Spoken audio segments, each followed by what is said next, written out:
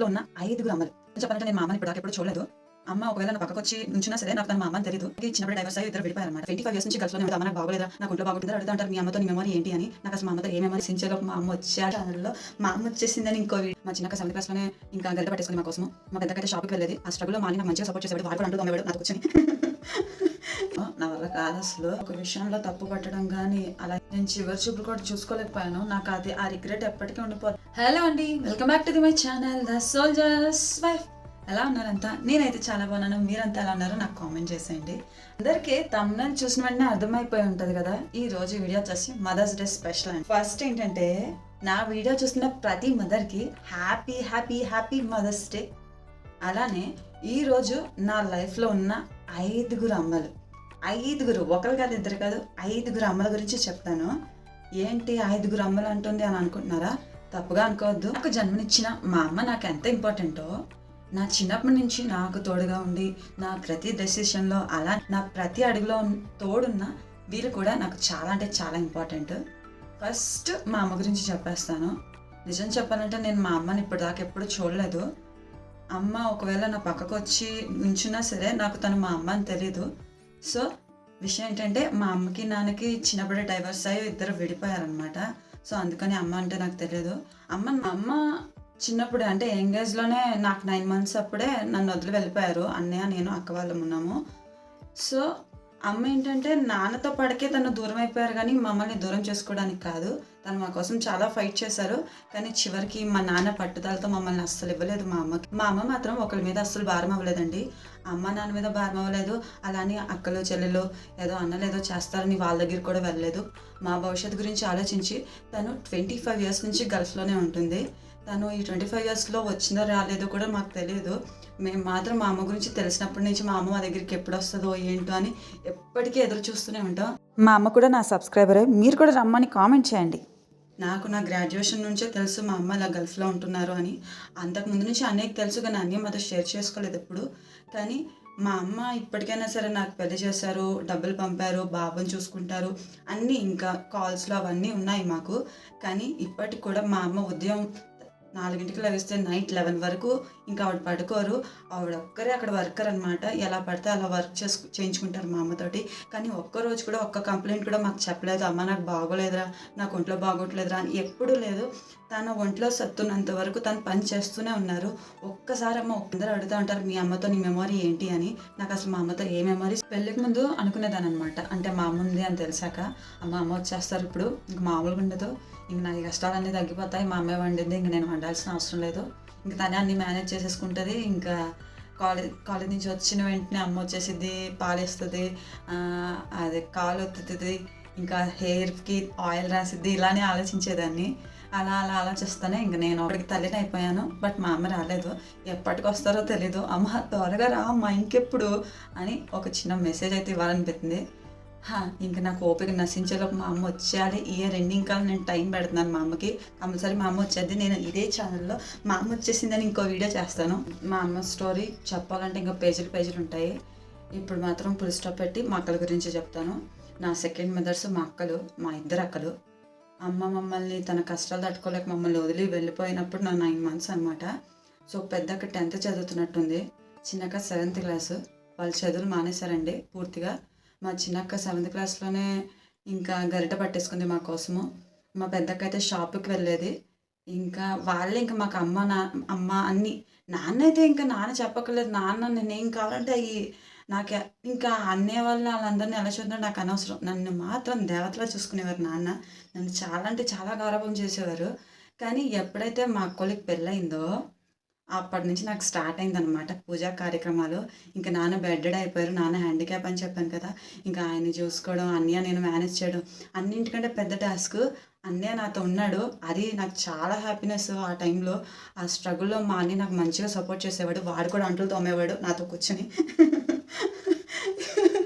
నిజమే. మా అన్నీ కూడా నాతో కలిసి అంట్లు తోమేవాడు అనమాట. నేనైతే 6th క్లాస్ చిన్న చేతులు అబ్బా నావి, అసలు ఎలా తోముతాను నేను. కానీ మా అన్నీ కూడా నాకు హెల్ప్ చేసేవాడు. వాళ్ళ గురించి చెప్పాలంటే వాళ్ళు ఇంకా వాళ్ళ లైఫ్లోనే వదిలేశారు మా కోసము. ఇంకా మా చదువు, మా తిండి, మమ్మల్ని చూసుకోవడం వాళ్ళకి సరిపోయింది. ఇంక మేము వాళ్ళకి ఇంకా మేము పిల్లలమే. ఇంకా వాళ్ళు వేరే పాయింట్లో ఆలోచించలేదు. నన్ను నా అన్నని అంత బాగా చూసుకునేవారు అనమాట అక్క వాళ్ళిద్దరు. తర్వాత అక్క వాళ్ళకి పెళ్ళైపోయాయి. పెద్దక్క డెలివరీలో చనిపోయిందనమాట. సో అప్పట్లో మా పేదరికాన్ని తట్టుకోలేక తను చనిపోయింది. అటువంటి శాడిస్ట్ అతను వచ్చాడనమాట మొగుడుగా. ఇంకా ఇంకా చిన్నక్క గురించి చెప్పాలంటే ఇప్పటికీ కూడా నేను ఇంటికి వెళ్తున్నాను అంటే నాకంటే ముందు మా ఇంట్లో ఉంటుందన్నమాట. ఉండి మొత్తం అన్నీ క్లీన్ చేసేస్తుంది. క్లీన్ చేసేసి కడిగేసి అన్నీ చేసేసి తను వెళ్ళిపోద్ది. నేను వస్తాననగా తను వెళ్ళిపోద్ది. మళ్ళీ నేను అక్కడికి వెళ్ళాక అబ్బా బాగానే ఉంది అని నేను మొత్తం చెత్త చేశాక మళ్ళీ వచ్చింది. నేను దిగాక 2 రోజులకి చేసావా చెత్త అన్నట్టుగా మళ్ళీ క్లీన్ చేసుకుంటుంది. ఇంకా మా అమ్మే ఇంకా అది అన్నయ్యని చూసుకోవడంలో నన్ను చూసుకోవడంలో ఇంకా అమ్మే. ఇంకా అమ్మ అనే పదానికి కూడా చాలా తక్కువండి. నన్ను అడిగితే మా అక్క మమ్మల్ని అంత బాగా చూసుకుంటుంది. ఇప్పుడైనా సరే నేను కానీ అన్నయ్య కానీ ఏదైనా డెసిషన్ తీసుకోవాలంటే అక్కని అడుగుతాం ఇది కరెక్టా రాంగా అనేసి. తను ఓకే అంటేనే మేము నెక్స్ట్ స్టేజ్కి వెళ్తాం తప్ప తను నో అందంటే మా అసలు దాని జోలికి వెళ్ళము. మా అక్క అంటే అంత మాకు. మా అక్క మమ్మల్ని ఎలా చూసుకుందంటే అందులో ఒక 50% అయినా నేను నా కూతురుని చూసుకోవాలి అనిపిస్తుంది నాకు. నిజంగా అంత బాగా చూసుకుంది మా అక్క నన్ను కానీ మా అన్నయ్యని కానీ. అది గ్రేట్ అబ్బా. వచ్చేసి మా మేనత్త మా అక్క వాళ్ళ అత్తయ్య గారు అనమాట. సో నేను ఆవిడ గురించి మాట్లాడితే ఎమోషనల్ అయిపోతాను. నా వల్ల కాదు అసలు అంటే చాలా కంట్రోల్ చేసుకుంటున్నాను. ఏమైందంటే నేను కన్సీవ్ అయినప్పటి నుంచి ఆఫ్టర్ డెలివరీ వరకు ఆవిడే చూసుకున్నారు. అక్క వాళ్ళ ఇంట్లోనే ఉన్నాను నేను. ఆవిడే చూసుకున్నారు. 6 మంత్లో కూడా నాకు బెడ్ రెస్ట్ ఇచ్చేశారు. సో ఇంకా చెప్పక్కర్లేదు. ఆవిడకి కూతురుంటే ఎలా చూసుకునేవారు నన్ను అలాగే చూసుకున్నారు. ఏ రోజు కూడా ఒక విషయంలో తప్పు పట్టడం కానీ అలా ఎందుకుంటున్నా ఇలా ఉండడం ఎప్పుడూ లేదు. నిజంగా ఆవిడ నేను ఎందుకు ఇంత ఎమోషనల్ అయిపోతుందంటే ఆవిడ రీసెంట్గా చనిపోయారు. నన్ను అంత ప్రేమగా చూసుకున్న ఆమెని నేను చివరి చూపులు కూడా చూసుకోలేకపోయాను. నాకు ఆ రిగ్రెట్ ఎప్పటికీ ఉండిపోద్ది. ఆవిడ రుణం తీర్చుకోవాలి అంటూ ఉండేదాన్ని అక్కతోటి. కనీసం ఆవిడ చివరి చూపులు కూడా నేను నోచుకోలేకపోయాను. మేము ఎంత ట్రై చేసామంటే టికెట్లకి నిజంగా అసలు టికెట్లు అవ్వలేదండి. చాలా అంటే చాలా ట్రై చేసాము. ఊర్లో వాళ్ళు కూడా నేను మొన్న లీవ్కి వెళ్ళినప్పుడు అందరూ అమ్మ నేను ఎంతలా చూసుకున్నారు, అసలు భువం గారు చనిపోతారని ఎప్పుడు అనుకోలేదు, ఎంత మంచి ఆవిడ అనేసి అందరూ అంటమే. వాళ్ళు మాట్లాడుతుంటే ఇంకా ఎక్కి ఏడ్చేసాను నేను. ఫస్ట్ మా వదిలిని చూసిన వెంటనే నాకు ఎంతలా ఏడ్చేసానంటే ఇంకా మమ్మల్ని అనాథలు చేసి వెళ్ళిపోయారు అత్తయ్య అన్న ఫీలింగ్ వచ్చేసింది ఒకేసారి. నా 4th అమ్మ వచ్చేసి మా నస్మదిన నిజంగా చెప్తున్నాను. నాకు ఒక సొంత అక్కలాగా. మా పెద్దక్క ఎప్పుడైతే చనిపోయిందో నేను ఆటోమేటిక్గా తనకి కనెక్ట్ అయిపోయాను. ఫస్ట్ నుంచి కూడా నన్ను నిజంగా ఒక చిన్న చెల్లిలానే ట్రీట్ చేసేది. ప్రతి విషయంలో నాకు సపోర్ట్గానే ఉండింది. ఎప్పుడు కూడా నాకు చిన్నప్పుడు మంచి బట్టలు ఉండేవి కాదు. నేను నస్మతిని బట్టలు వేసుకునేదాన్ని, తను తెచ్చి ఇచ్చేసేది అనమాట నాకు. సో ఇప్పుడు మా వారు గవర్నమెంట్ జాబ్ అయినా సరే, తన హస్బెండ్ గవర్నమెంట్ జాబ్ అయినా సరే, ఇప్పటికీ కూడా నేను తన బట్టలే వేసుకుంటాను, తను నా బట్టలు వేసుకుంటుంది. అంత చనువు మా మధ్యలో. అత్తయ్య చనిపోయాక నరసింహద్ర నాకు తెలుసు తన అమ్మ అంటే తనకి ఎంత ఇష్టమో. తను ఒంటరిగా అయిపోయింది ఒక్కసారిగా. కానీ ఎప్పటికీ నేను మా అక్క నరసింహదిన ఎప్పటికీ అలాగే ఉంటాము. అస్సలు మాలో ఏ మార్పు ఉండదు. నరసింహదిన మాకు ఎప్పుడూ స్పెషలే. లాస్ట్ బట్ నాట్ లీస్ట్ మా అత్తగారు. నేను చిన్నప్పటి నుంచి ఒక వ్యక్తిని చూస్తున్నాను, అదే మా అత్తగారు. 2 చిన్నపిల్లలను వెంట పెట్టుకుని తను ప్రతిరోజు యుద్ధం చేసేది. తను సరదాగా నేర్చుకున్న మిషనే తనకి జీవనాధారం అయిపోయింది. ఎంత కష్టపడి ఆ పిల్లల్ని పెంచేవారంటే మా అత్తయ్య.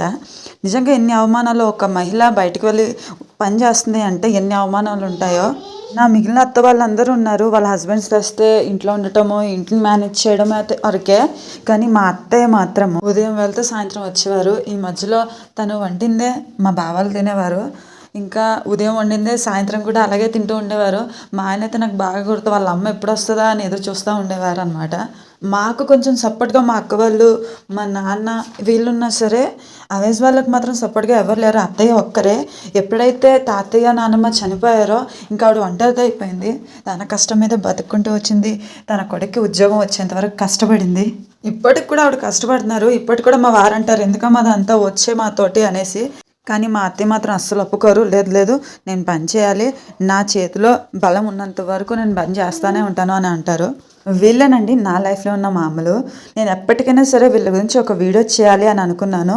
ఈ మదర్స్ డే రోజే దీన్ని రిలీజ్ చేయడం నాకు చాలా హ్యాపీగా ఉంది. అలానే మీ లైఫ్లో ఉన్న మీ అమ్మల గురించి ఒక చిన్న మెమరీని నాకు కామెంట్ చేసేయండి. Once again happy mother's day. Like కొట్టుగురు.